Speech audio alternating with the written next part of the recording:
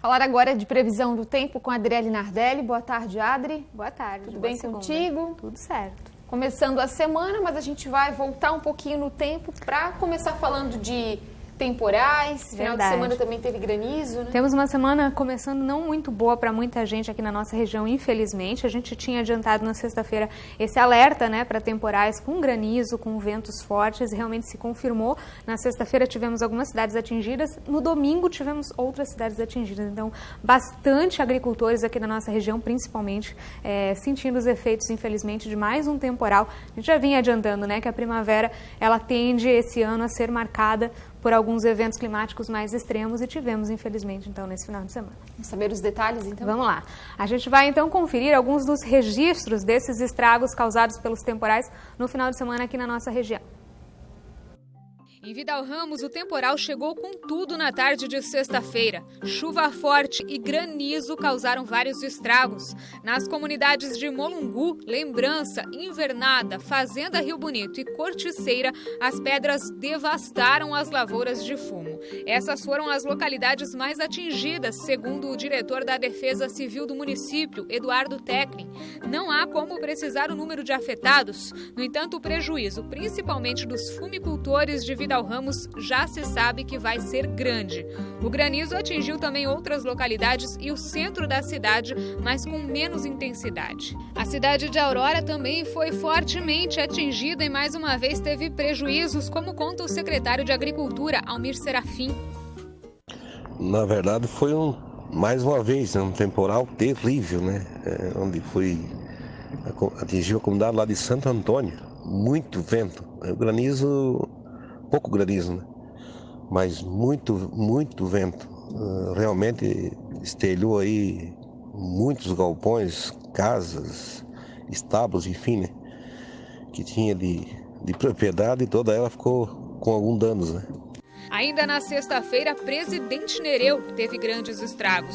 Esses vídeos mostram estruturas inteiras derrubadas pela força dos ventos. Nesse vídeo, um curral de vacas desabado na hora da ordenha, com os animais todos lá dentro. Você vê aí que as vacas ficaram presas nos escombros. Felizmente, em nenhuma dessas propriedades pessoas ficaram feridas. Segundo informações repassadas pelo responsável da Defesa Civil do município, as fortes rajadas de vento derrubaram vários galpões em áreas rurais com muitos danos materiais. Essas fotos de Leoberto Leal mostram que também por lá o temporal foi forte e as plantações de cebola de vários agricultores foram destruídas. Já no domingo foi o granizo que causou estragos aqui na nossa região, em Atalanta e Agrolândia. Foram cidades atingidas na madrugada. Segundo um morador do bairro Três Barras, a chuva durou cerca de 10 minutos por volta das 4 horas da manhã e às 6 horas novamente foi registrada chuva de granizo. Até o momento, a Defesa Civil não contabilizou todos os estragos, mas já se sabe que as lavouras, principalmente, foram bastante afetadas. Infelizmente, né? A gente vê agora como é que começa essa semana. Nós temos a presença de um ciclone na fronteira do Brasil com o Uruguai. Mas calma que ele não deve afetar a nossa região. Esse sistema ajuda a afastar a massa de ar frio que influenciou o tempo em boa parte aqui do nosso estado durante esse final de semana. Há chance de rajadas de vento de 40 a 60 km por hora entre a Serra e o Sul. Mas esse ciclone vai influenciar mesmo é o Rio Grande do Sul. Nesse momento, como mostra a ilustração, o ar frio já está bem no alto mar. Por isso, na tarde de hoje, já teremos temperaturas mais altas de novo em boa parte de Santa Catarina. Teremos também um dia com aberturas de sol, mas ele só predomina mesmo no oeste.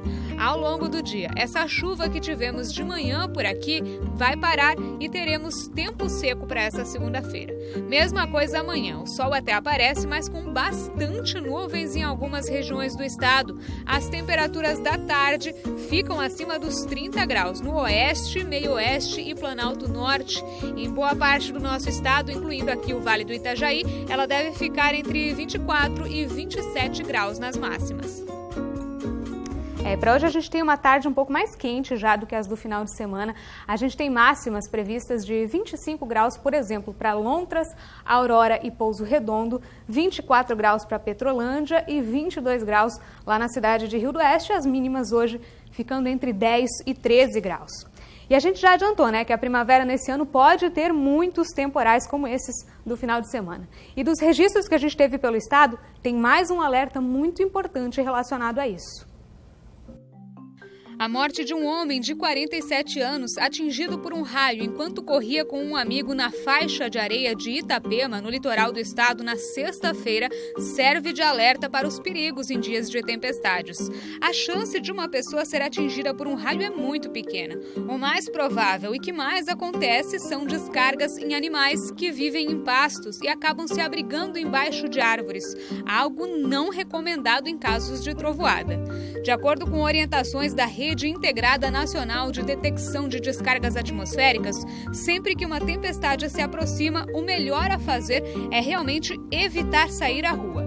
Mesmo raios de baixa intensidade podem causar ferimentos ou morte em caso de incidência direta. Se não for possível ficar em casa, preste atenção a algumas indicações. Procure pelo abrigo mais próximo, de preferência uma área coberta e protegida. Evite topos de morros ou prédios e áreas abertas ou ficar, claro, embaixo de uma árvore. Tente não ficar perto de estruturas metálicas e também não segurar objetos metálicos. Caso não tenha nenhum abrigo próximo, ajoelhe-se e curve-se para frente, colocando as mãos nos joelhos e a sua cabeça entre eles. Não se deite no chão. Em casa e nos carros também é importante tomar cuidados, principalmente com a proximidade de árvores, materiais metálicos e energia elétrica.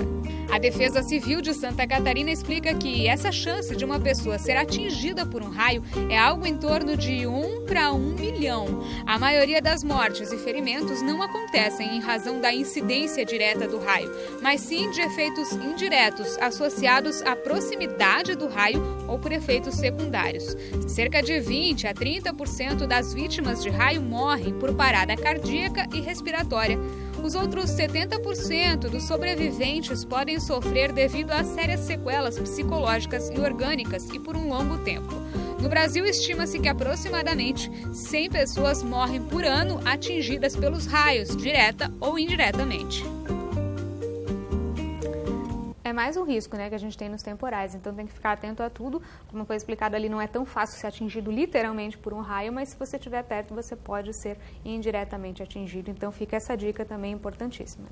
Isso aí, Adri. Vamos mostrar agora, para encerrar, uma foto que você já deve ter visto talvez nas redes sociais, está rolando por aí, essa nuvem, que seria uma nuvem funil, registrada lá em Presidente Nereu. A gente viu que teve muito vento, grandes estragos lá na cidade, e essa nuvem, se confirmada que é uma nuvem funil e que essa base tocou o solo, o pessoal da Defesa Civil do Estado está procurando a pessoa que fez a foto para confirmar essas informações e ter essa certeza. Se essa base tiver tocado o solo e ela for mesmo uma nuvem funil, ela pode indicar a passagem de um tornado pela cidade, então, na sexta-feira. E foi específico naquela região, Adri? Verdade. E independente de ser ou não uma nuvem funil, ela é uma nuvem, tem um outro nome difícil de lembrar assim de cabeça, um nome mais complicado, que também indica ventos fortes quando aquela nuvem aparece. Então, de qualquer forma, tivemos aí confirmação de quanto foi forte a ventania lá em Presidente Nereu nesse final de semana. Nossa, realmente chama a atenção essa imagem. Você segue, então, acompanhando qualquer novidade, traz aqui. E falando, né, nesses eventos extremos, tivemos aí o ciclone bomba. Vale destacar que foi liberado agora também o FGTS para Rio do Sul. A gente já tinha passado 4 cidades do Alto Vale anteriormente. Agora Rio do Sul também está nessa lista já com a liberação. Amanhã a gente passa mais informações também de como a população rio-sulense deve proceder para tirar esse FGTS. Bacana, um dinheiro importante aí para quem teve perdas com o ciclone bomba. Com certeza. Adri, muito obrigada. A gente se vê, então, amanhã novamente. Até amanhã.